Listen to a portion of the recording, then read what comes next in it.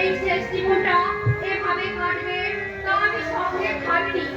ওগো ওগো মায়েরা, যারা হাজার হাজার টাকা ঘর নিয়ে ছেলের বউ আনতে চাও, তারা ভালো করে চেয়ে দেখো সেই সব বইয়েরা কত আদর যত্ন করে রেখেছে তার শাশুড়ি। বুঝতে হবে না রে শ্যামলী। তুমি কি বলছো না? কি বলছি, কি আছে আমার তোকে লেখাপড়া শেখাবো।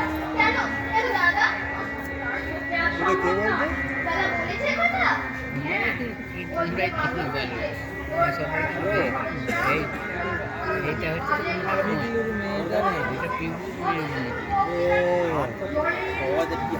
মুখটা ইয়ে করে আছে তো বুঝতে পারছি না।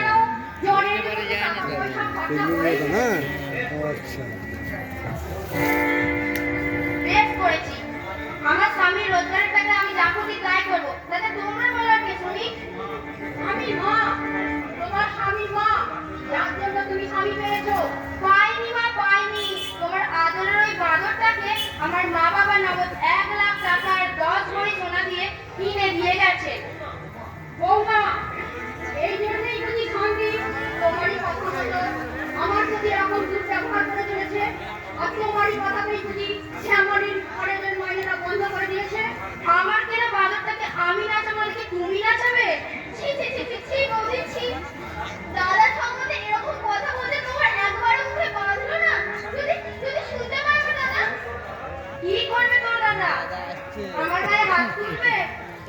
ওই দেখ আমারই ছেলে চপ্পল গায়ে নিয়ে বাজারে সারাতে যাচ্ছে। ও মা,